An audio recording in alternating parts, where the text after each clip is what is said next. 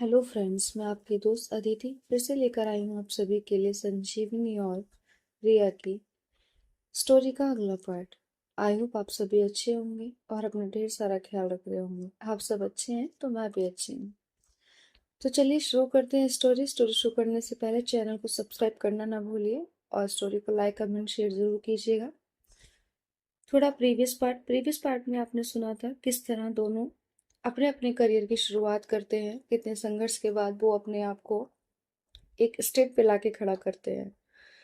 किस तरह वो अपने एहसास में उलझे हुए हैं, एक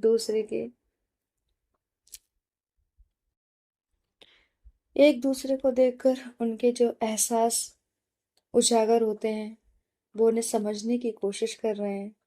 देखते हैं उनके एहसास उन दोनों को कहाँ लेकर जाते हैं, कहानी में अगला मोड़ क्या आता है। तो चलिए शुरू करते हैं अपना अगला पार्ट। एहसासों की उलझन और संजीवनी की बेचैनी। रात के 11:30 बज चुके थे। संजीवनी अपने अपार्टमेंट की बालकनी में खड़ी थी, एक एक कप कॉफी हाथ में लिए। आज कुछ अजीब हो रहा था।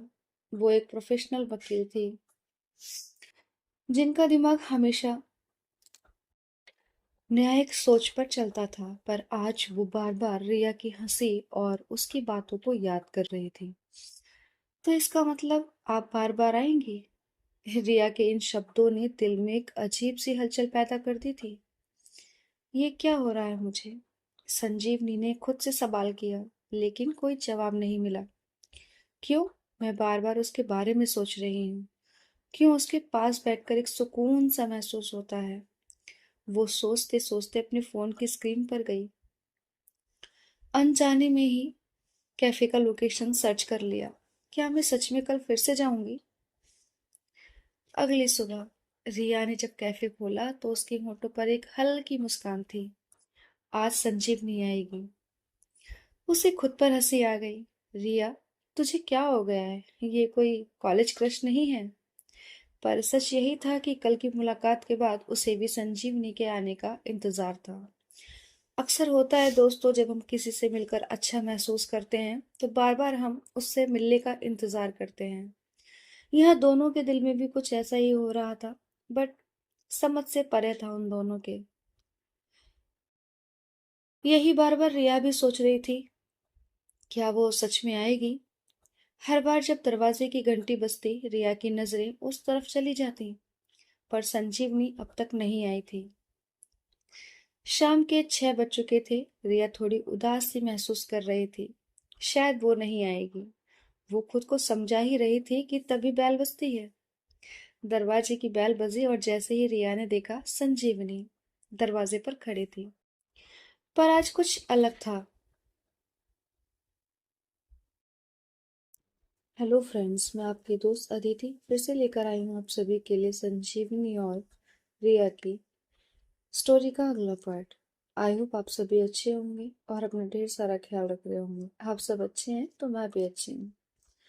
तो चलिए शुरू करते हैं स्टोरी शुरू करने से पहले चैनल को सब्सक्राइब करना ना भूलिए और स्टोरी को लाइक कमेंट शेयर जरूर कीजिएगा।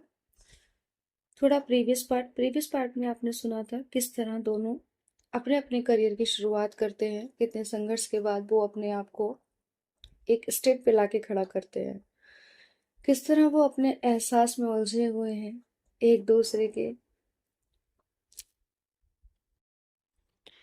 एक दूसरे को देखकर उनके जो एहसास उजागर होते हैं वो उन्हें समझने की कोशिश कर रहे हैं।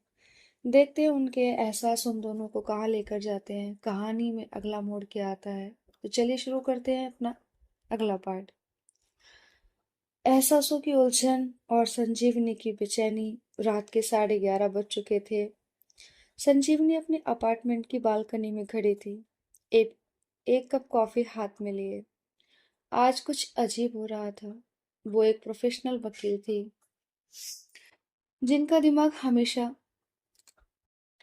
न्यायिक सोच पर चलता था, पर आज वो बार बार रिया की हंसी और उसकी बातों को याद कर रही थी। तो इसका मतलब आप बार बार आएंगी? रिया के इन शब्दों ने दिल में एक अजीब सी हलचल पैदा कर दी थी। ये क्या हो रहा है मुझे? संजीवनी ने खुद से सवाल किया, लेकिन कोई जवाब नहीं मिला। क्यों? मैं बार बार उसके बारे में सोच रही हूँ। क्यों उसके पास बैठकर एक सुकून सा महसूस होता है। वो सोचते सोचते अपने फोन की स्क्रीन पर गई। अनजाने में ही कैफे का लोकेशन सर्च कर लिया। क्या मैं सच में कल फिर से जाऊंगी? अगली सुबह रिया ने जब कैफे खोला तो उसके होठों पर एक हल्की मुस्कान थी। आज संजीवनी आएगी। उसे खुद पर हंसी आ गई। रिया, तुझे क्या हो गया है? ये कोई कॉलेज क्रश नहीं है। पर सच यही था कि कल की मुलाकात के बाद उसे भी संजीवनी के आने का इंतजार था। अक्सर होता है दोस्तों, जब हम किसी से मिलकर अच्छा महसूस करते हैं तो बार बार हम उससे मिलने का इंतजार करते हैं। यहाँ दोनों के दिल में भी कुछ ऐसा ही हो रहा था। बट समझ से परे था उन दोनों के। यही बार बार रिया भी सोच रही थी, क्या वो सच में आएगी? हर बार जब दरवाजे की घंटी बजती रिया की नजरें उस तरफ चली जाती, पर संजीवनी अब तक नहीं आई थी। शाम के 6 बज चुके थे। रिया थोड़ी उदास सी महसूस कर रही थी। शायद वो नहीं आएगी। वो खुद को समझा ही रही थी कि तभी बैल बजती है। दरवाजे की बैल बजी और जैसे ही रिया ने देखा, संजीवनी दरवाजे पर खड़ी थी। पर आज कुछ अलग था। संजीवनी और रिया के बीच जो अजनबी एहसास उभर रहा था, वो अब सिर्फ एक इत्तेफाक नहीं रहा। दोनों के दिलों में हलचल थी, मगर कोई भी इसे खुलकर मानने को तैयार नहीं था। कैफे की हर मुलाकात में कुछ नया जुड़ता जा रहा था। कभी हल्की तकरार, कभी मीठी मुस्कान और कभी उन आंखों में छुपी बेचैनी जिसे दोनों समझकर भी अनदेखा करने की कोशिश कर रही थी। आज का दिन भी कुछ ऐसा ही था, सवालों और अनकही बातों से भरा हुआ। लेकिन क्या इस बार इनकी कहानी कुछ नया मोड़ लेगी? सुबह की बेचैनी। सुबह सुबह संजीवनी की आंख खुली, लेकिन दिल और दिमाग में एक ही सवाल घूम रहा था, क्या मैं फिर से उस कैफे में जाऊंगी? वो उठकर आईने के सामने खड़ी हो गई। खुद को देखती रही। क्या हो रहा है मुझे? एक कैफे, एक लड़की, और बार बार वही क्यों खिंच जाती हूँ मैं? उसने खुद को झटका और बिस्तर छोड़कर वॉशरूम चली गई। ठंडे पानी से मुंह धोया, मगर दिल की उलझन ठंडी नहीं हुई। उधर रिया भी अपने कमरे में बेचैन थी। अलार्म बजा, लेकिन उसकी आंखें पहले से खुली हुई थी। वो छत को घूर रही थी। कल वो आई थी, और आज? उसने करवट बदली और खुद से कहा, रिया पागल मत बन।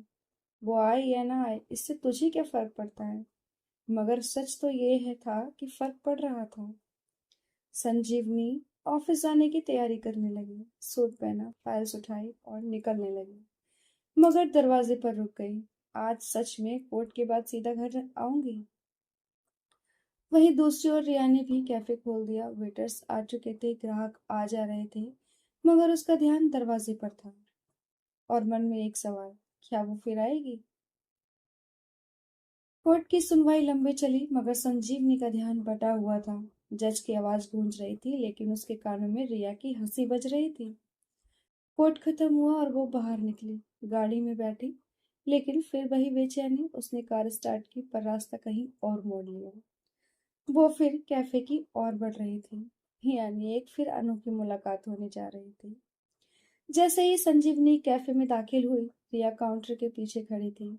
उसकी नजरें मिली। रिया हल्का मुस्कुराई। लगता है आज भी चाय की तलब है, संजीवनी ने टेबल पर बैठते हुए कहा। शायद। रिया पास आई और बोली, या फिर ये कैफे ही तुम्हारी आदत बन गया है? संजीवनी हंसी। कुछ आदतें अनजाने में लग जाती हैं। रिया ने जवाब दिया, तो फिर आज क्या लोगी आप? जो तुम्हारी पसंद हो। रिया थोड़ा चौंक जाती है, क्योंकि ये पहली बार था जब संजीवनी ने ऐसा कहा था। रिया चाय लेकर आई। इस बार उसने खुद भी चाय मंगाई और संजीवनी के सामने बैठ गई।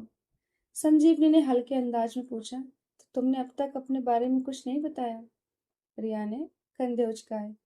बताने जैसा कुछ है भी नहीं। एक नॉर्मल जिंदगी, नॉर्मल सपने और नॉर्मल कैफे। संजीवनी ने हल्का तंज किया। इतनी नॉर्मल जिंदगी फिर इतनी दिलचस्प क्यों लग रही है? रिया हंसी। शायद तुम्हारी बोरिंग जिंदगी से अलग है। संजीवनी भी मुस्कुरा दी। लेकिन फिर एकदम गंभीर हो गई। तुम्हें सच में लगता है मेरी जिंदगी बोरिंग है?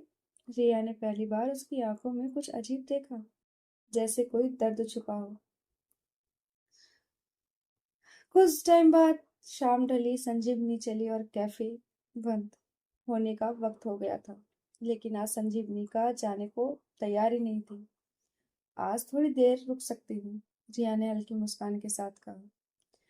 कैफे बंद होने के बाद यहाँ ज्यादा कुछ नहीं होता, बस मैं, मेरी किताबें और थोड़ा सा सुकून।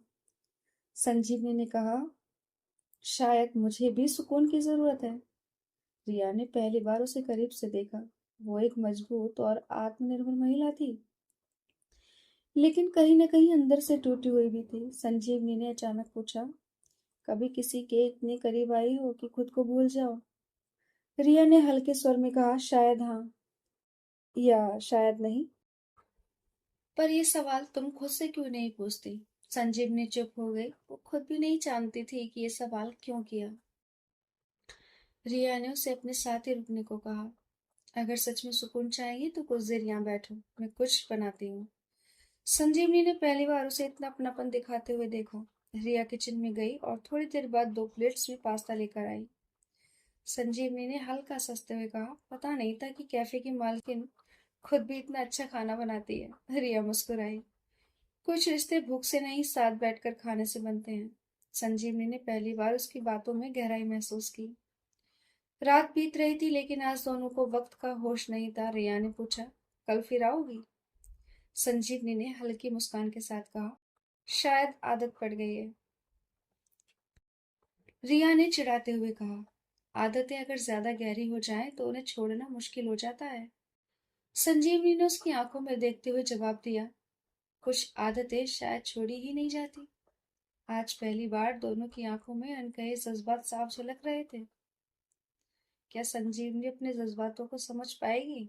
क्या रिया भी उसी एहसास से गुजरेगी? संजीवनी की जिंदगी पहले बहुत साधारण थी।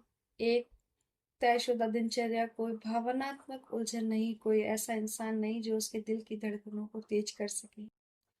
लेकिन अब हालात बदल रहे थे। एक अनकहा एहसास उसके अंदर दस्तक दे रहा था, जिसे वह समझने की कोशिश कर रही थी। दूसरी ओर रिया भी अपने कैफे के हालात को समझने की कोशिश कर रही थी।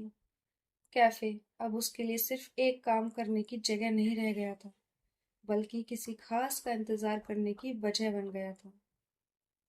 सुबह की हल्की ठंडक हवा कमरे में बह रही थी। संजीवनी अलार्म बजने से पहले ही जाग गई थी। उसके कमरे में हल्का अंधेरा था, पर खिड़की से छिनकर आती धूप ने कमरे को हल्का सा उजाला दिया। वह बिस्तर पर बैठी अपनी हथेलियों को आपस में रगड़ते हुए खिड़की की ओर देख रही थी। उसका दिमाग अभी भी उलझा हुआ था। वह खुद को समझाने की कोशिश कर रही थी कि रिया के कैफे बार बार जाना सिर्फ एक इत्तेफाक था, लेकिन मन बार बार इस बात को झुठला रहा था। क्या ये सिर्फ अच्छी चाय की वजह से है? उसने खुद से सवाल किया, पर कहीं ना कहीं उसे ये जवाब पहले से ही पता था। उधर रिया अपने कैफे में थी, मगर उसका ध्यान कहीं और था। वह हर थोड़ी देर में दरवाजे की ओर देख रही थी, जैसे किसी का इंतजार कर रही हो। वो आ जाएगी या नहीं? उसने खुद से पूछा। उसका दिल इस सवाल का जवाब चाहता था, लेकिन दिमाग बार बार उसे टोक देता। रिया, यह मत भूल कि यह बस एक ग्राहक है। पर क्या वह सच में सिर्फ एक ग्राहक थी? संजीवनी के कदम खुद ब खुद कैफे की ओर बढ़ गए। दरवाजे की घंटी बजी और रिया ने तुरंत सिर उठाकर देखा। वकील साहिबा, आज फिर से? रिया ने मुस्कुराते हुए कहा। संजीवनी हल्की मुस्कान लिए काउंटर के पास आकर खड़ी हो गई। शायद यहाँ की शांति अच्छी लगने लगी है। रिया हंसी। ओह, तो आप भी मान गई कि मेरे कैफे में कुछ खास बात है? संजीवनी ने हल्की मुस्कान के साथ कहा, शायद यहाँ की चाय से ज्यादा यहाँ के लोग अच्छे हैं। रिया का दिल एक पल के लिए तेज धड़क उठा, मगर उसने खुद को संभाला।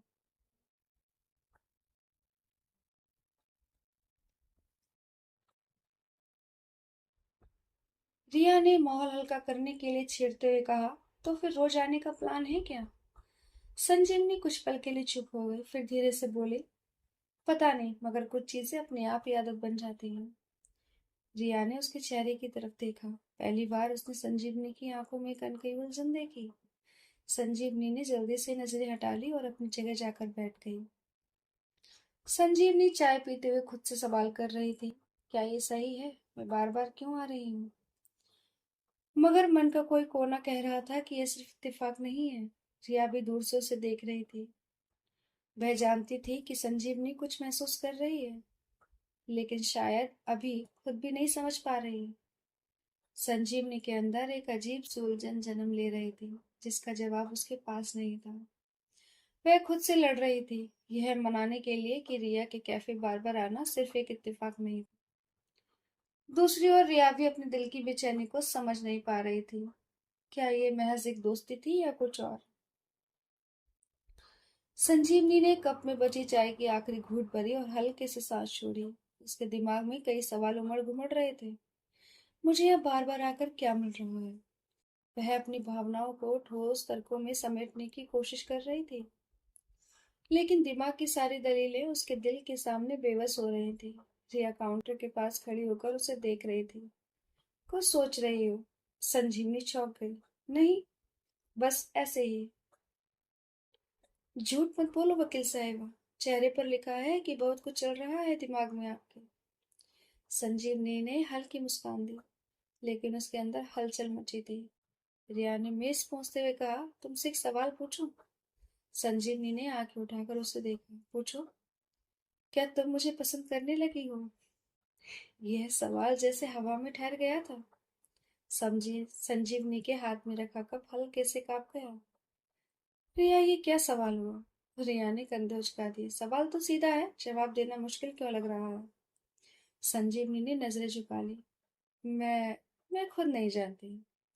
रिया की मुस्कान हल्की पड़ गई, मगर उसने माहौल को हल्का करने के लिए कहा, अच्छा है, सोच लो, वैसे भी जवाब जल्दी देने की कोई जरूरत नहीं है। संजीवनी ने उसकी आंखों में देखा। क्या रिया को अंदाजा हो चुका है कि मैं भी कुछ महसूस करने लगी हूँ? उसके मन में यह सवाल बार बार घूम रहा था। संजीवनी घर लौट आई, मगर उसके दिल और दिमाग में शोर मचा था। वह बिस्तर पर लेटी, मगर नींद कोसों दूर थी। उसने करवट बदली और छत की ओर देखने लगी। क्या सच में रिया के लिए मेरे दिल में कुछ है? दूसरी ओर रिया भी अपने बिस्तर पर करवटें बदल रही थी। उसके होंठों पर हल्की मुस्कान थी। अगर यह सिर्फ एक दोस्ती होती तो संजीवनी इस कदर उलझी हुई क्यों लगती? रिया को जवाब मिल चुका था, मगर वह चाहती थी कि संजीवनी खुद अपने जज्बात को समझे। अगली सुबह कैफे का दरवाजा फिर खुलता है। रिया को पहले से अंदाजा था कि संजीवनी आज भी आएगी। संजीवनी ने काउंटर की तरफ देखा और रिया पहले से ही मुस्कुराते हुए खड़ी थी। तुम्हें पता था मैं आऊंगी? रिया हंसी। अब तुम्हें खुद भी तो पता था कि तुम आओगी। संजीवनी चुप हो गई। आज की चाय का स्वाद अलग था, शायद इसलिए क्योंकि अब एहसासों की दस्तक तेज हो चुकी थी। संजीवनी ने चाय के आखिरी घूंट को हल्के से निगला और कप को मेज पर रख दिया। उसके हाथ थोड़े ठंडे महसूस हो रहे थे। रिया की वो सीधी बात, क्या तुम मुझे पसंद करने लगी हो, अभी भी उसके कानों में गूंज रही थी। संजीवनी ने एक पल के लिए अपनी उंगलियों को चाय के कप के गुनगुने किनारे पर रखा, मानो खुद को थोड़ा सुकून देना चाहती हूँ। रिया उसके सामने बैठी हल्की मुस्कान के साथ उसे देख रही थी। क्या सोच रही हो? रिया ने पूछा। संजीवनी ने हल्की सांस ली। कुछ नहीं, बस यही कि तुम हमेशा इतनी बेबाक क्यों हो। रिया हंस दी, क्योंकि जिंदगी छोटी है और मैं चीजों को उलझा कर नहीं जीना चाहती। संजीवनी ने उसकी तरफ देखा। पर कुछ सवालों के जवाब आसान नहीं होते हैं रिया। रिया ने सिर हिलाया। हाँ, लेकिन दिल के सवालों को ज्यादा देर तक टालना भी तो ठीक नहीं होता है। संजीवनी ने कुछ कहना चाहा, मगर उसके शब्द खो गए। कैफे के अंदर हल्की हलचल थी, कस्टमर्स आ जा रहे थे। पर इस छोटी सी मेज पर बस दो ही लोग मौजूद थे, संजीवनी और रिया। संजीवनी ने अपनी घड़ी देखी और धीरे से कहा, मुझे चलना चाहिए। रिया ने सिर हिलाया, मगर कुछ नहीं कहा। संजीवनी उठी, मगर दरवाजे तक जाते जाते एक बार फिर पलटी। रिया, हम्म, क्या तुम्हें लगता है कि मैं कभी अपने सवालों के जवाब ढूंढ पाऊंगी? रिया ने हल्की मुस्कान दी। जब तुम खुद से सच बोलने के लिए तैयार हो जाओगी, तब जवाब अपने आप मिल जाएंगे। संजीवनी कोट पूछी, मगर उसका ध्यान पूरी तरह बिखरा हुआ था। फाइल खोलकर पढ़ने की कोशिश की, मगर शब्दों से ज्यादा रिया की आवाज उसके कानों में गूंज रही थी। क्या तुम मुझे पसंद करने लगी हो, उसने अपना सिर हल्के से झटका, खुद को संभालने की कोशिश की, मगर मन के किसी कोने में रिया की मुस्कान अभी भी जिंदा थी। संजीवनी, सहयोगी, वकील की विशाल की आवाज ने उसे तंद्रा से बाहर निकाला। तुम ठीक हो? विशाल ने पूछा। हाँ हाँ, बस थोड़ा सर दर्द था, उसने बहाना बनाया। विशाल ने सिर हिलाया। अगर चाहो तो ब्रेक ले सकती हो, वैसे भी अगले केस में अभी समय है। संजीवनी ने पल के लिए सोचा, फिर सिर हिलाया। नहीं, मैं ठीक हूँ। मगर सच तो यह था कि वह खुद से भागने की कोशिश कर रही थी। तो फ्रेंड्स, स्टोरी को यहीं रोकते हैं। तब तक आप इसे एंजॉय कीजिए, लाइक कमेंट शेयर कीजिए। जल्दी मिलेंगे अगले पार्ट के साथ में। स्टोरी पसंद आए तो लाइक कमेंट ज़रूर कर दीजिएगा। स्टोरी सुनते सुनते आप लोग लाइक करना भूल जाते हैं, तो लाइक ज़रूर कर दीजिएगा। और चैनल को अगर सब्सक्राइब नहीं किया है तो चैनल को सब्सक्राइब ज़रूर कर लीजिएगा। मैं जल्द मिलूंगी अगले पार्ट के साथ। तब तक अपना ख्याल रखें, अपनों का ख्याल रखें। Bye bye, take care.